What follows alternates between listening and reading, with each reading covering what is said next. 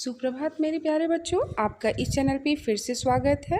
आज हम लोग बिहार बोर्ड कक्षा 9 हिंदी पुस्तक गोधूली पाठ 4 लालपान की बेगम का प्रश्न उत्तर देखेंगे।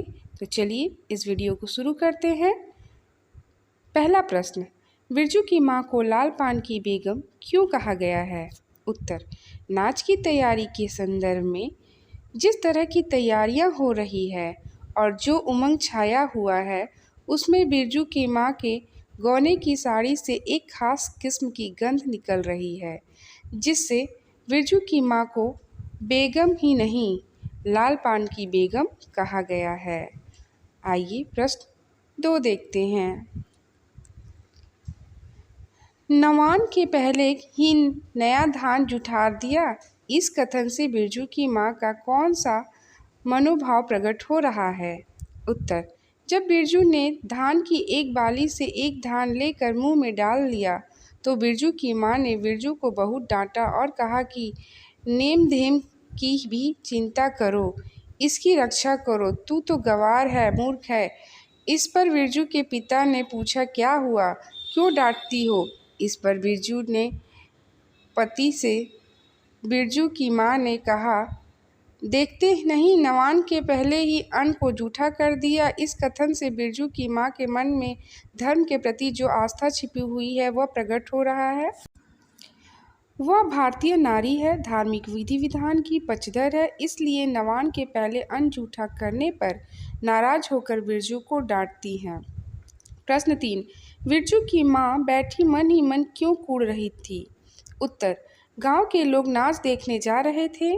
बिरजू की माँ बैलगाड़ी से नाच देखने बलरामपुर जाएगी। वह बैलगाड़ी उसके पति लाने गए हैं, जिसमें देरी हो रही है और बहुत देरी होने से वह कूड़ जाती है। यहाँ तक कि वह घर की बत्ती बुझा देती है और बच्चों को सोने के लिए विवश कर देती है। प्रश्न 4, लालपान की बेगम शीर्षक कहानी की सार्थकता स्पष्ट कीजिए। उत्तर, फंडेश्वर नाथ रेणु द्वारा लिखित लालपान की बेगम कहानी एक आंचलिक और मनोवैज्ञानिक कहानी है। इसमें ग्रामीण परिवेश की गंध छिपी हुई है। नाच गान देखने दिखाने के बहाने कहानीकार ने ग्रामीण जीवन के अनेक रंगवेश की गहरी संवेदना के साथ प्रकट किया है। गांव के लोग बाग किस तरह एक दूसरे के साथ ईर्ष्या द्वेष राग विराग आशा निराशा हर्ष विषाद के गहरे आवर्तक में बंधे रहते हैं, उसकी जीवंत बागनी है लालपान की बेगम। प्रश्न 5, 4 मनपाट का पैसा क्या हुआ, धरती पर पांव ही नहीं पड़ते? उत्तर, प्रस्तुत पंक्ति फंडेश्वर नाथ रेणु द्वारा लिखित लालपान की बेगम शीर्षक कहानी से उद्धृत है। प्रस्तुत पंक्तियों में लेखक ने गरीबों की समस्याओं और उसमें पर समुचित प्रकाश डाला है। उनके जीवन में जो बदलाव आता है उसका ग्रामीण परिवेश में बड़ा ही सुंदर और सटीक वर्णन प्रस्तुत किया है। भकनी फुआ पानी भरकर लौटती हुई पनभरिनों से अपनी भाषा में कल की छटपटाहट और अच्छी फसल पाट की कमाई से होने वाले बदलाव का वर्णन करते हुए कहती हैं कि कल तक जो बिरजू की माँ अकुलाहट में थी और आज गली मोहल्ले में लोगों से कहती फिरती है कि बिरजू के बाप ने कहा है कि मैं बैलगाड़ी पर बिठाकर तुझे बलरामपुर का नाच दिखाऊंगा। प्रश्न 6, 10 साल की चंपैया जानती है कि शकरकंद छीलते समय कम से कम बार बार माँ उसे बाल पकड़कर झंझोरेगी, छोटी छोटी खोट निकाल कर गालियाँ देगी। इस कथन से चंपैया के प्रति माँ की किस मनोभावना की अभिव्यक्ति होती है? उत्तर, प्रस्तुत पंक्तियाँ लालपान की बेगम शीर्षक कहानी से उद्धृत की गई है। प्रस्तुत पंक्तियों में श्री फंडेश्वर नाथ ने ग्रामीण समाज और जो साक्षर नहीं है उसकी मानसिकता का बड़ा ही सुंदर चित्र खींचा है। इस पाठ में रेणु जी ने शकरकंद का उदाहरण देकर समझाया है कि चंपैया नरल से बेटी है और वह छोटी है। शकरकंद कच्चा भी मीठा होता है और पका हुआ तो और भी मीठा हो जाता है। बच्चे उसे खाने के लिए ललचाते हैं वह माँ से शकरकंद छीलने के लिए मांगती है तो माँ कहती है कि नहीं, तू एक छीलेगी और 3 पेट में। चंपियाँ भी जानती है कि उस काम के लिए उसे कितनी प्रताड़ना सहनी होगी। शकरकंद छीलने के बदले वह पड़ोसी से ककड़ी मांग कर लाने को कहती है, जो उससे एक दिन के लिए मांग कर ले गई थी। उपरोक्त पंक्तियों में चंपियाँ के प्रति अविश्वास का भाव उसकी माँ के मन में छिपा हुआ है। वह शकरकंद छीलने के बहाने चोरी छिपे कुछ शकरकंद खा जाएगी। प्रश्न 7। बिरजू की माँ का भाग ही खराब है, जो ऐसा गोबर गणेश घरवाला उसे मिला। कौन सा शौक मौज दिया है उसके मर्द ने, कोल्हू के बैल की तरह खरा सारी उम्र काट दी इसके यहाँ। प्रस्तुत कथन से बिरजू की माँ और उसके संबंधों में कड़वाहट दिखाई पड़ती है। कड़वाहट स्थायी है या अस्थायी, इसके गुणों पर विचार कीजिए। उत्तर। प्रस्तुत पंक्तियाँ फंडेश्वर नाथ रेणु द्वारा लिखित लाल पान की बेगम कहानी से उद्धृत है। रेणु ने प्रस्तुत पंक्तियों में ग्रामीण नारी की निरक्षरता का वर्णन करते हुए उसके चरित्र की मनोदशा पर बड़ा सुंदर वर्णन किया है।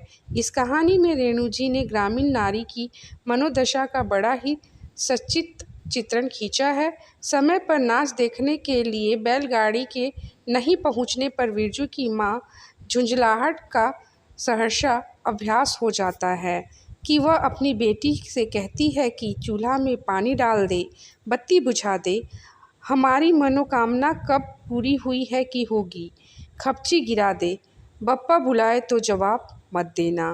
रेणु जी ने इस अस्थायी कड़वाहट को इतने सटीक ढंग से सजाया है कि कहानी में 4 चांद लग गए हैं। इस कथन में भारतीय नारी की सहजता, सहृदयता, पति के प्रति उल्लाहना का भाव एवं मूक पीड़ा की अभिव्यक्ति मिलती है। 8। गांव की गरीबी तथा आपसी क्रोध और ईर्ष्या के बीच भी वहां एक प्राकृतिक प्रसन्नता निवास करती है। इस पाठ के आधार पर बताइए। उत्तर। प्रस्तुत पंक्तियाँ लाल पान की बेगम शीर्षक कहानी से उद्धृत की गई है। श्री फंडेश्वर नाथ रेणु द्वारा लिखित लाल पान की बेगम ग्रामीण परिवेश की कहानी है। प्रस्तुत पंक्तियों में रेणु जी ने गांव के वातावरण का सचित्र चित्रण खींचा है। रेणु जी ने ग्रामीण परिवेश के रचनाकार हैं। उन्होंने वहाँ की भाषा एवं बोली का प्रयोग अपनी रचना में इस तरह से किया है कि लगता है कि यहाँ कहानी गाँवमय हो गया है। गांव के लोग छोटी छोटी बातों में भी रंग द्वेष बैर भाव से भर जाते हैं, एक दूसरे से चिढ़ते हैं, लेकिन कुछ समय ऐसा भी आता है जब इन सभी बातों को भुलाकर एक साथ हो जाते हैं। जैसे एक दूसरे के प्रति राग द्वेष रखते हुए भी जब बिरजू की माँ बैलगाड़ी पर बैठती है तो आसपास के औरतों को पुकार पुकार कर बैलगाड़ी में बिठाती है और प्राकृतिक प्रशंसा का अभ्यास कराती है। प्रश्न 9। कहानी में बिरजू और चंपियाँ की चंचलता और बाल मन के कुछ उदाहरण प्रस्तुत करें। उत्तर।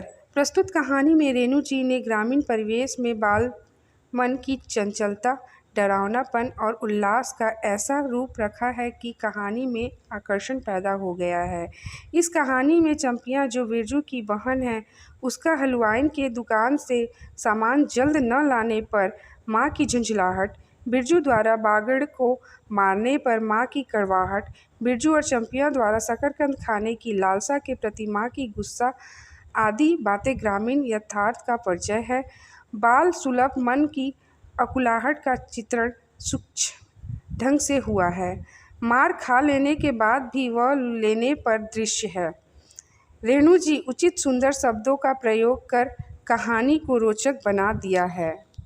प्रश्न 10। लाल पान की बेगम कहानी का सारांश लिखें। उत्तर। लाल पान की बेगम में रेणु जी ने गांव की धरती का जो सुंदर चित्र खींचा है वह सबके दिमाग में अमिट छाप छोड़ जाता है। रेणु जी ने अपने गहरी संवेदना का परिचय देते हुए गांव के संपूर्ण अंतर्विरोध और अंगड़ाई लेती हुई चेतना को कथा रूप दिया है। उनके गांव में एक तरफ पुरातन और जड़ता और नवीन गठनात्मक की टकराहट है तो दूसरी ओर विभिन्न राजनीतिक आंदोलनों के अंतर्विरोध हैं। बिरादरीवाद की करवाहट है तो तीसरी तरफ इनके बीच बजती हुई लोक संस्कृति की सहनाई भी है। प्रस्तुत कहानी लाल पान की बेगम ग्रामीण परिवेश की कहानी है। नाच देखने दिखाने के बहाने कहानीकार ने ग्रामीण जीवन के अनेक रंग द्वेष को गहरी संवेदना के साथ प्रकट किया है। गांव में लोग बाग किस तरह एक दूसरे के साथ ईर्ष्या द्वेष राग विराग आशा निराशा हर्ष विषाद के गहरे आवर्तक में बंधे होते हैं, इसकी बागनी उक्त कहानी से मिलती है। नाच देखने और शकरकंद खाने की इच्छा उसकी जीवंत बागनी है। लाल पान की बेगम। प्रश्न 11। कहानी के पात्र का परिचय अपने शब्दों में दीजिए। उत्तर। लाल पान की बेगम कहानी के पात्र की संख्या अधिक है, मगर इसमें बिरजू की माँ, बिरजू, चंपियाँ, मखनी फुआ, बागड़, सहुआइन इत्यादि प्रमुख पात्र हैं। इन पात्रों में बिरजू की माँ सबसे वरिष्ठ पात्र हैं। सभी पात्रों में बिरजू की माँ का दबदबा बना हुआ है, तो चंपियाँ और बिरजू उसके डर से सहमे हुए रहते हैं। सबसे विकट समस्या उस समय उपस्थित हो जाता है जब रात बीत रही है और बैलगाड़ी नहीं आई, तो बिरजू की माँ तानाशाह बन बिरजू और चंपियों को आदेश देती है कि बत्ती बुझा दे, खच्चर गिरा दे, कोई आवाज़ दे तो जवाब मत देना। चंपियाँ और बिरजू भोले बाबा और हनुमान जी को मनौती दुनी करने का वादा करती हैं।